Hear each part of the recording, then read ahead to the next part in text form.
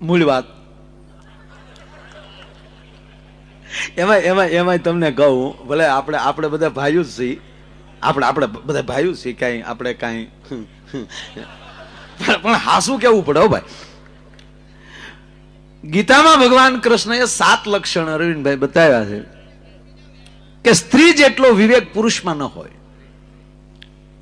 સ્ત્રી જેટલી શક્તિ પુરુષમાં ન હોય, સ્ત્રી જેટલી દયા પુરુષમાં ન હોય, સ્ત્રી જેટલી કરુણા પુરુષમાં ન હોય, કરુણાની તો મૂર્તિ જ, અને સ્ત્રી જેટલો ત્યાગ પુરુષમાં ન હોય. માં તત્વ જેવું છે, મારે પણ બીજાને મારવા ન દે ઈ માં. કારણ કે જપતે માં છે. હા, હોસ્પિટલની વાત આવે એટલે યાદ આવ્યું કે એ સ્ત્રી જેટલો વિવેક પુરુષમાં હોય જ નહીં. આ વાત ઉપર તમને ભરોસો ન હોત, કાલે હોસ્પિટલ અખતરો કરજો. કોઈ પુરુષ બીમાર હોય છે તો એનો ખાટલો રેઢો આ બેનો નહીં મૂકે, પતિને રેઢો ન મૂકે સાહેબ, એ બાવડું પકડીને બેઠી હોય. અરે એવી એક અમુક પરિસ્થિતિ જોઈ છે, ખોળામાં માથું લઈને બેઠી હોય કે હું બેઠી છું, જમના બાપની તાકાત નથી કે મારે બેહતા અહીંયા એમ કહેવાય કે એનો જીવ લઈ શકે. અને દાખલા છે, ઇતિહાસ છે. સાવિત્રી લઈને આવી પાછી. આ ઘટના ઘટે આ દેશમાં, એમાં કઈ બહુ ચમત્કારમાં જવાની જરૂર નથી. બહેનું જ હોય તો જ આ માવું વડલા હજી પૂંતી હોય. પણ કોઈ પુરુષ એની પત્નીનો જીવ પાછો લાવ્યો એવો એક લુખો નથી. બોલો, બનશે નહીં. કારણ કે પરિવર્તનને માનનારો માણસ છે.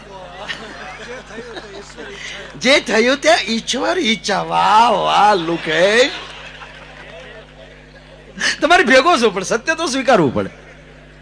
તમે હોસ્પિટલ જાઓ તો જોજો, તમે એ બેનો લગભગ બાવડા પકડે, એમાં ખાસ કરીને જોજો ભાભા બીમાર તો ડોસ્યું ખાટલેલી જેકા દાદા આગ્યું જ ન જાય. ડોસ્યું બાવડું પકડીને બેઠે, કાંડું હલાવતા નહીં વાટલા દરડું નીકળી જાય. વાહ તારી હાશીવાઈ.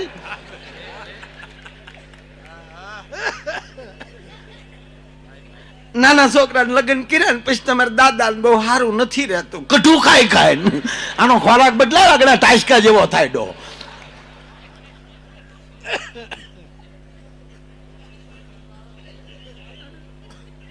પણ બેનો 100% એના પતિનું બાવડું ન મૂકે.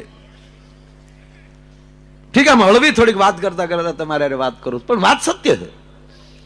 કોઈ પણ તમે કોઈ પુરુષ બીમાર હોય, તમે જાજો દવાખાને અને ત્યાં ખાલી ખબર કાઢવા જાઓ અને ખાલી એટલું પૂછો કા ભાભી કેમ છે મારા ભાઈને, એનો જવાબ સાંભળો ને તો 50% દર્દીનું દર્દ વયું જાય.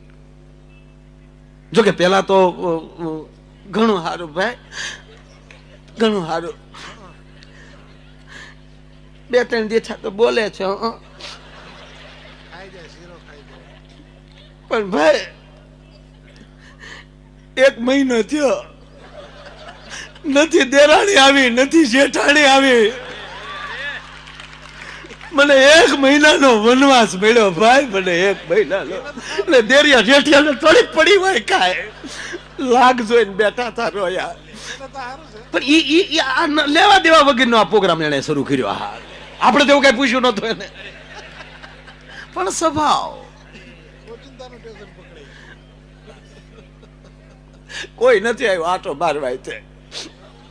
પણ તમે બધા આવો ને ભાઈ તો આપણને આમ થોડુંક એમ થાય કે નહીં આપણી વાહે કોક છે તો ખરું. પણ તમે બધા આવ્યા ને ભાઈ, તમારે બનેવી છે ને ભાઈ, આમ તો સંબંધ કર્યો ને તે દી મેં વાતો સાંભળેલી કે હાજા માંદા રે, બાળકની બળેલ ઠાઠડીએ ઠરી નહીં બેનું, હાજા માંદા રે. પછી આપડે તો શું છે, મારા બાપાએ જીભ કસરેલી કે દેવી ને તો બાબરિયા ધારે દેવી.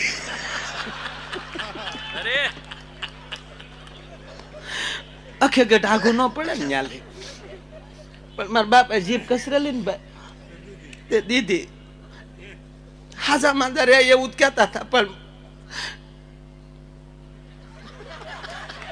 બેટા તારા ભાગમાં હશે ને તો તું એ ઘીરે જાય ને તો ગ્રહ ફરી જાય. મને ગ્રહ વાળા ભેળવી દીધી ભાઈ, મને આવ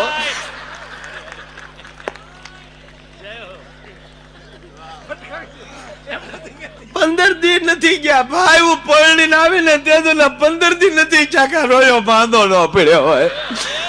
ઓહળિયા વાટી વાટી મારા આંગળાની રેખાઓ ખાઈ ગઈ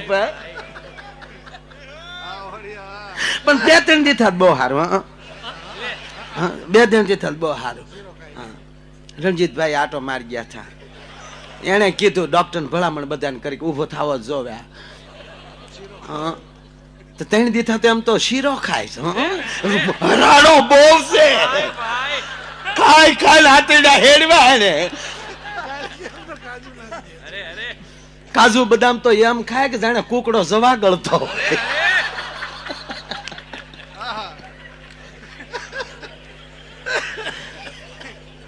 પણ કહેવાનો મતલબ મારો કે એ એક સહજ એમ કે બહુ સારું છે. 15 દી થા બહુ સારું છે.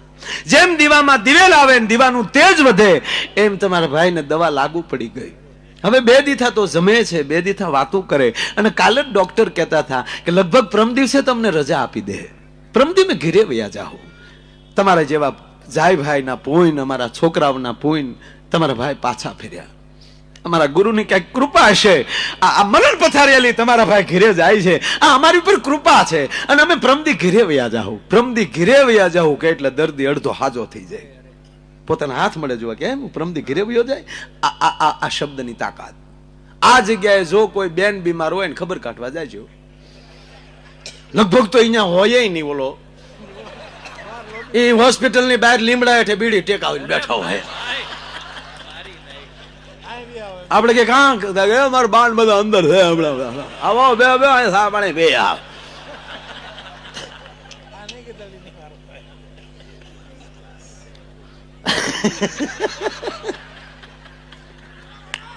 તો આપણે વળી આપણે ત્યાં પહોંચ્યા જોઈએ એટલે આપણે દાદા છે ને પૂછીએ કે કેમ છે હવે મારા ભાભીને, કેમ છે મારા બેનને.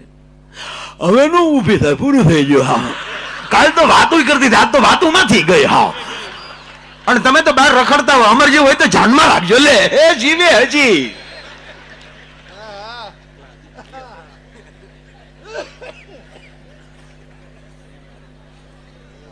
મતલબ પુરુષની અંદર આપણામાં થોડોક અહંકાર પણ છે.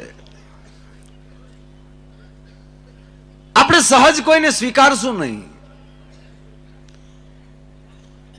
પણ મૂળ પાયાની વાત સતા પણ અંદર શક્તિત્વ તો છે જ. તે મેં કીધું ને આપણે બુદ્ધિ છે જ નહીં. પુરુષમાં બહુ બુદ્ધિ ઓછી. એટલે જ આપણે બહુ માથું હાસવાની બહુ કઈ ઓલી નહીં. એટલે નાના નાના વાળ રાખી. બહેનોને બુદ્ધિ વધારે ને એટલે છે ને એને એ બુદ્ધિ હાસવા હાટું મોટા મોટા વાળ રાખવા પડે. એટલે પછી કારણ કે એરિયલ જ મોટા, ગમે ત્યાંની ટાવર પકડે. આપણે હાવ ટાવર વગીર ના હાવ. આ બહેનોમાં બહુ બુદ્ધિ ગુજરાતભાઈ. હવે એક ઝીણો દાખલો દઉં. જો ભાઈ તમારે પછી સમજમાં ઉતાવળ નહીં કરવાની. હા આમાં પછી તમારી રીતે તમે અરથ કરો તો પછી તમને એમ થાય માયો ભાઈ આવું કેમ બોલે. ના આવું નહીં ભાઈ કરવાનું. આ જો પેલા કહી દઉં. હ તમારે ઉતાવળ નહીં કરવાની. હા હકીકત કહું, આવા વડીલોની કૃપા છે આપણા ઉપર કે ટેસ્ટ થી હેઠું ઉતરી જવું પણ શબ્દ થી હેઠું નથી ઉતરવું. આ સાહેબ દુનિયા ગાંડી નથી. એમણા કાંઈક તો છે જ. અને આ બધી વાતો ભારતમાં જ લાગે હો ભાઈ. આ પરદેશમાં ફરવા જેવું છે, રહેવા જેવું કઈ છે નહીં. અમે જઈએ બધે, આપણા ભાઈઓ અહીંયા સારું કમાય છે 100%, પણ હજી સંસ્કૃતિ પકડીને બેઠા. બાકી મૂળ અમેરિકન ન્યાના હોય જોજો. હમણાં એક ભાઈ મને પૂછ્યું, મને કે તમે બધે જઈએ એવા. મેં કીધું હા. મને કે ત્યાંના દાંપત્ય જીવનમાં ભારતના દાંપત્ય જીવનમાં ફેર શું? મેં કીધું ઘીમાં ઘાસલેટમાં ફેર હોય એટલો ફેર છે. હવે ઘડીક હવાણી કરીએ આપણે. કરવી ને હવાણી? હા તમારે કરવી જ હોય ને. મેં કીધું બહુ ફેર છે. મને કે કઈ રીતે? મેં ગાંડા ભાઈ અહીંયા જો સંબંધ થાય, અહીંયા જાત જોવાય છે, જુવાર નથી જોવાતી. જોઈને હોર અહીંયા જાત લાજાળા લોપેની પછી પડી પટોળે ભાઈથી ફાટે પણ ફીટે નહીં. મેં કીધું અહીંયા પેલા સંબંધ થાય.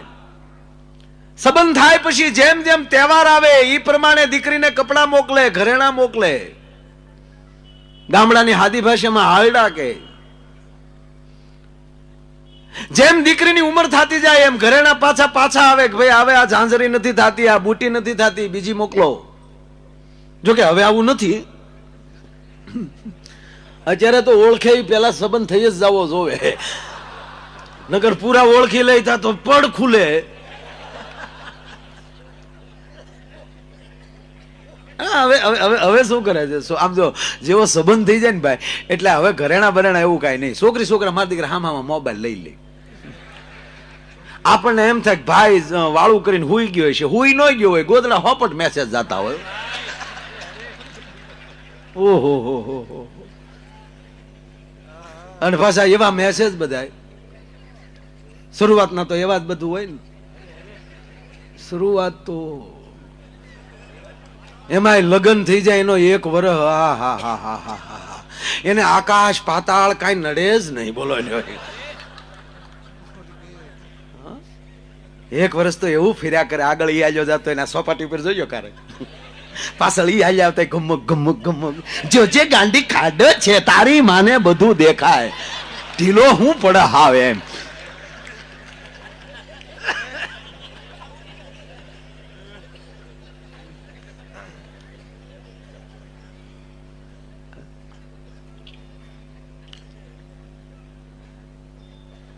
રણજીતભાઈ છે કે એવું લાગે?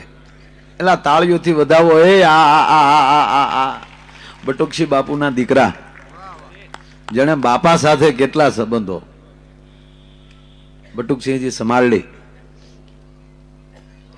અહીં રણજીતભાઈ બેઠા, તાળીઓથી એમને વધાવો. હા, આ બધું મેં તમને કીધું એમ સાલ ઓઢાડીને, જો કે સન્માન લે જ નહીં પણ લેવું જ પડશે. તાળીઓથી વધાવો. અને આ ગરાસિયાએ આ દરબારે સાહેબ ભાવનગરમાં બજરંગદાસ બાપા આરોગ્ય ધામ જે બનાવ્યું છે, હું સાતી ઠોકીને કહું, કોઈને દાખલ થવાનું નથી કહેતો, ભગવાનનો કોઈને દાખલ કરે, પણ હકીકત કહું કે મુંબઈની ટોપમાં ટોપ જે હોસ્પિટલ છે એનું પાણી શું ન આવે.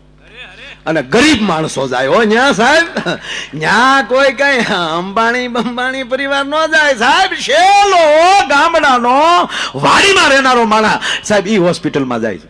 એવડી હોસ્પિટલ એને ગરીબોની સેવા માટે, એને ખૂબ ખૂબ તાળીઓથી વધાવો. ખૂબ ખૂબ ધન્યવાદ. હા, અને પાછું આપણે કોકનો એવું ફોન કરીએ કે રણજીતભાઈ ત્યાં ખરેખર એને ફલાને દાખલ કર્યા છે, એટલે અગાઉ સમજી જાય કે ટૂંકમાં લેવાનું નથી ને ત્યાં કાંઈ. સામેલ કયો તો જ ફોન કર્યો હોય ને ભાઈ. અમે આંગળી સીનથી બીજું શું કરીએ?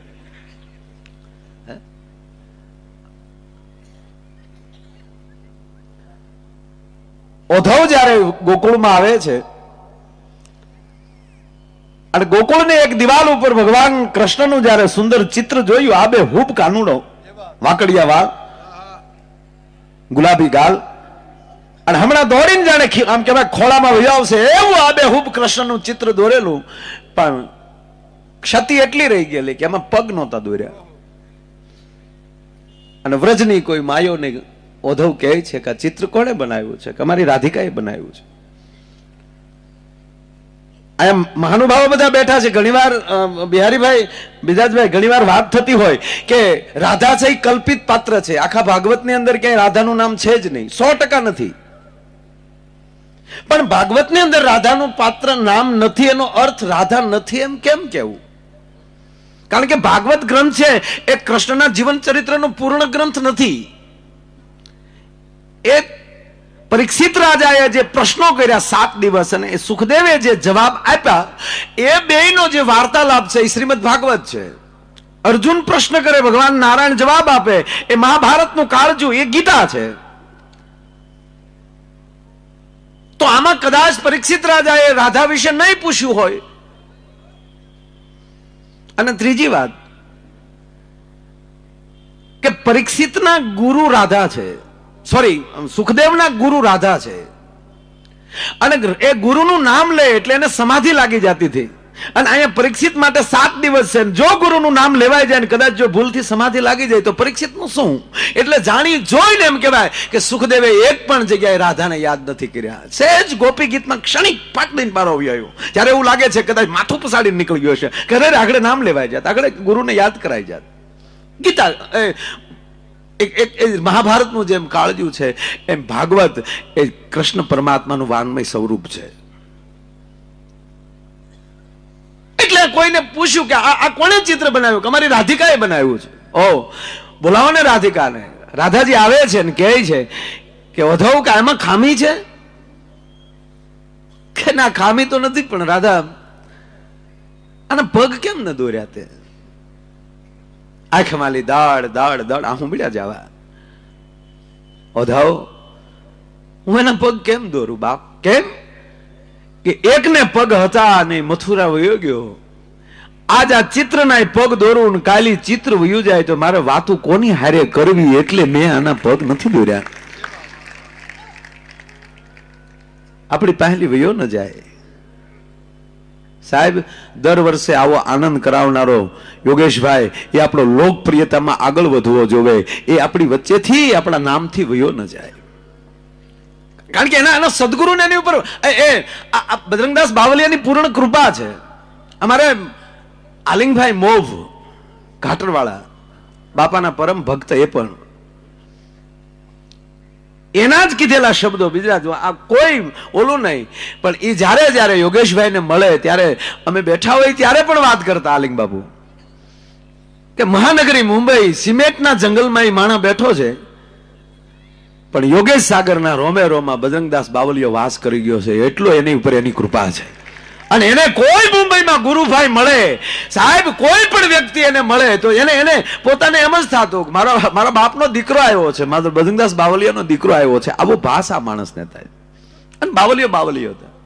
હમણાં યોગેશભાઈ થોડાક દિવસો પહેલા સોમનાથ કાર્યક્રમ હતો, કાર્તિકી પૂર્ણિમાનો, અને એ પહેલા થોડાક કામ માટે હું સોમનાથ દર્શને ગયેલો ને થોડુંક કામ એટલે ત્યાં બેઠેલા, અને આપણા પીકે લેરી સાહેબ, આપણા ગુજરાતના મુખ્ય સચિવ હતા પોતે, કનુભાઈ લહેરીના દીકરા. અને કનુભાઈ લહેરી અને પૂંજી બાપાને બહુ સારા સંબંધો.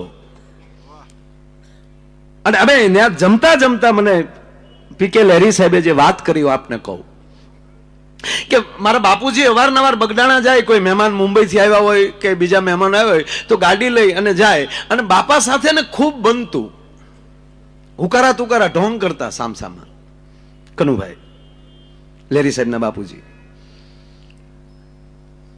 પણ મને એને વાત કરી કે એ બાપા એને સંબંધ ખરા, પણ એટલા બધા શ્રદ્ધામાં માનતા નહીં કનુભાઈ. એટલે એકવાર બે રમૂજમાં બેઠા એટલે કીધું કે ભાઈ તમે સાધુ, તમારે તો આ બધું આમ ને તેમ ને, તમારે ત્યાં બધા સેવકો આવી જાય ને.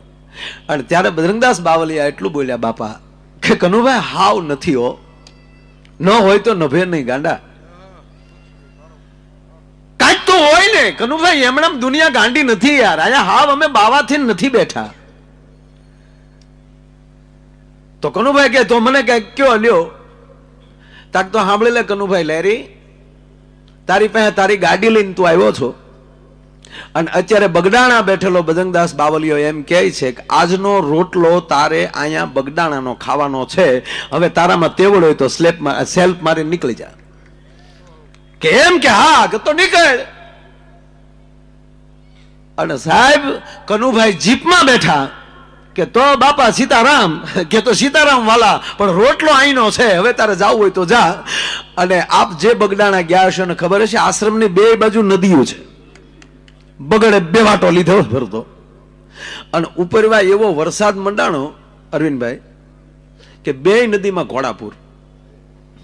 બગડાણામાં સાટો નહીં વરસાદનો ત્યારે, પણ ડુંગરમાં મેં એવો મંડાણો ને એવું ઘોડાપુર આવ્યું. હાજ સુધી પાણી ઉતર્યું નહીં. છેવટે કનુભાઈને બાપાનો રોટલો ખાવો પડ્યો. ત્યારે કીધું બાપા તમે સાચા છો, અમે ખોટા છીએ.